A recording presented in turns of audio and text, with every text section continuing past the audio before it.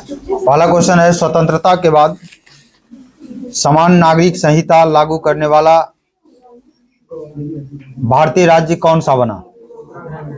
तो देखिए, स्वतंत्रता के बाद पूछ रहा है यहाँ पर, और मुझे विश्वास है कि आपने गोवा मारा होगा और यहीं पर आपने गलती कर दिया है कि नहीं।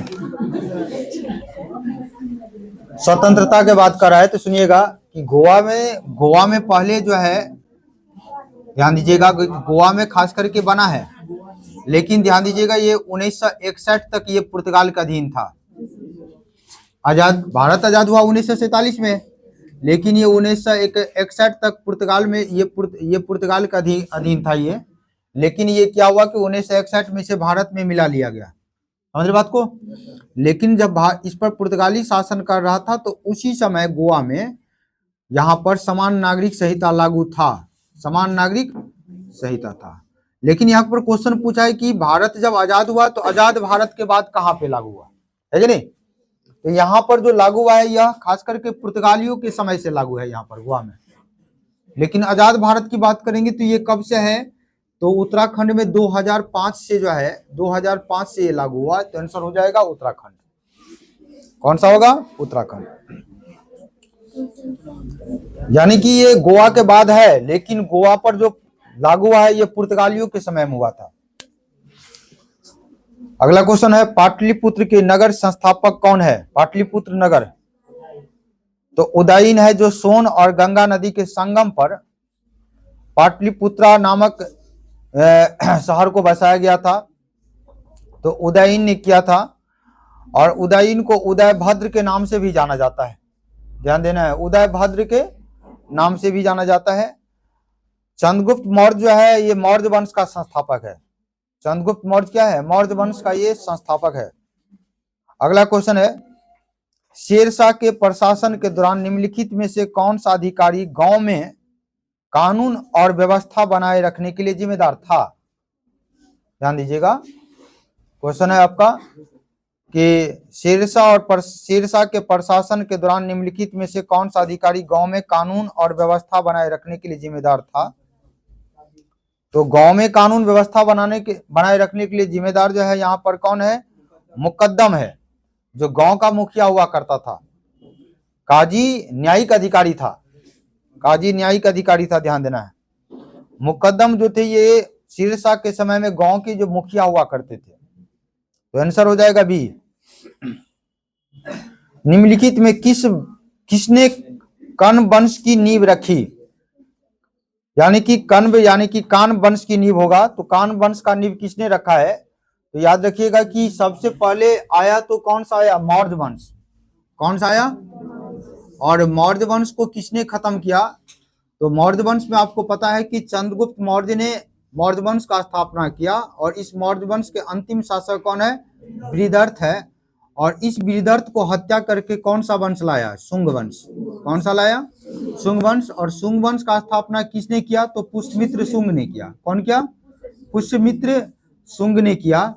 और इस शुंग वंश का अंतिम शासक है देवभूति। कौन है? देवभूति। और इस देवभूति को हत्या करके किसने आया? कान वंश। कौन सा आया? और कान वंश का संस्थापक कौन है? तो वासुदेव है। कौन सा है? वासुदेव। इस प्रकार से याद रखना है, मौर्य वंश का स्थापना चंद्रगुप्त मौर्य, मौर्य वंश के अंतिम शासक बृहदर्थ को हत्या किसने किया? शुंग वंश का शासक पुष्यमित्र शुंग, और इसने शुंग वंश का स्थापना किया। और शुंग वंश के अंतिम शासक देवभूति को हत्या करके कान वंश के वासुदेव ने जो है कान वंश का स्थापना किया। तो आंसर कौन सा हो जाएगा आपका? वासुदेव। कौन सा होगा? वासुदेव। मेनांडर को मिलिंद भी कहा जाता है, ये इंडो ग्रीक शासक था ये। और रुद्रदामन जूनागढ़ शिलालेख के लिए फेमस है ये। अगला क्वेश्चन है, 1917 का चंपारण सत्याग्रह भारत के स्वतंत्रता संग्राम में गांधी की पहली बड़ी भागीदारी किस समूह के समर्थन में शुरू किया गया था? तो 1917 में गांधी के द्वारा जो चंपारण सत्याग्रह किया गया था, वह चंपारण सत्याग्रह वहां के जो किसान थे उस किसान को अंग्रेज के द्वारा बाध्य किया जाता था कि आप 20 कट्ठा के खेत में आप 3 कट्ठा आपको नील की खेती करना होगा। इसी को कहा जाता है तीन कठिया प्रथा। क्या कहा जाता था? तीन कठिया प्रथा कहा जाता था कि किसानों को ये नील की खेती करने के लिए, यानी पर 20 कट्ठा अगर किसी किसान की जमीन है तो उसमें से 17 कट्ठा आप अपने मन से करेंगे, बाकी 3 कट्ठा जो है अंग्रेज के कहने पर वहां पर नील की खेती करेंगे।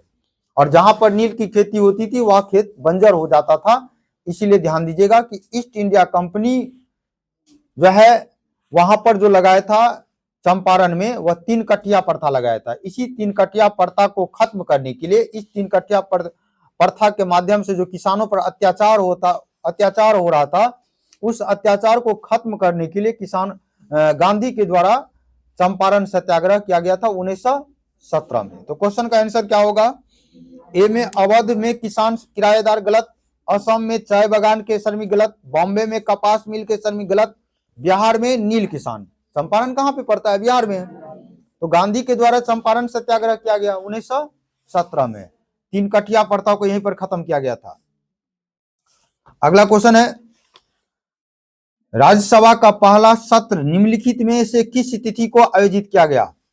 आप जानते हैं कि लोकसभा होता है और राज्यसभा होता है। लोकसभा और राज्यसभा को कहा जाता है ऊपरी सदन, उच्च सदन, और लोकसभा को निम्न सदन कहा जाता है कि नहीं? और इस प्रकार से आप जानते हैं कि राज्यसभा में अधिक से अधिक कितने सदस्य हो सकते हैं? तो 250, जिसमें से 12 सदस्य को राष्ट्रपति के द्वारा मनोनीत किया जाता है। तो राज्यसभा का ये कब पूछा गया है कि राज्यसभा का गठन कब किया गया है? गठन पूछा है ना, तिथि आयोजित कब किया गया था? तो 13 मई 1952। 13 मई 1952। राज्यसभा का पदेन अध्यक्ष कौन होगा? राज्यसभा का पदेन अध्यक्ष कौन होता है? उपराष्ट्रपति।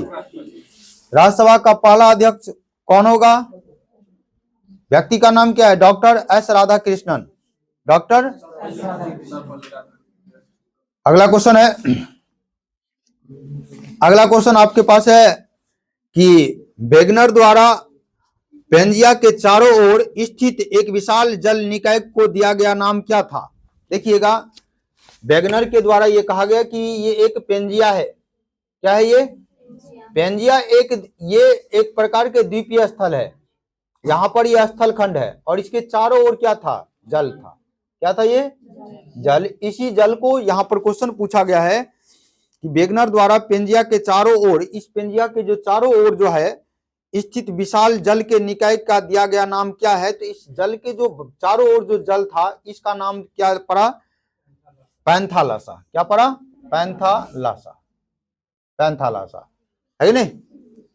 जब ये पेंजिया टूटता है तो टूटने के बाद प्रशांत महासागर, आर्कटिक महासागर, अटलांटिक महासागर जैसे निर्माण होता है। तो कौन सा आंसर होगा? बी।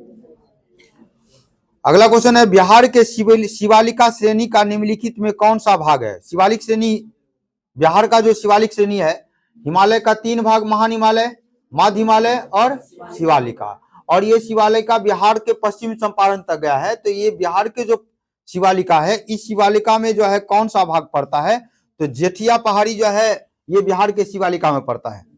रामनगर दून, रामनगर दून, ये डूंग नहीं होगा, दून होगा। रामनगर दून जो पड़ता है इसी में पड़ता है, शिवालिका में। और सोमेश्वर श्रेणी जो पश्चिम चंपारण के पास है ये भी पड़ता है शिवालिका में। तो आंसर होगा ए, बी और सी तीनों, यानी उपरोक्त में से एक से अधिक। तीनों हो गया तो एक से अधिक हो गया कि नहीं? अगला क्वेश्चन है, प्रत्येक वर्ष अंतरराष्ट्रीय योग दिवस कब मनाया जाता है?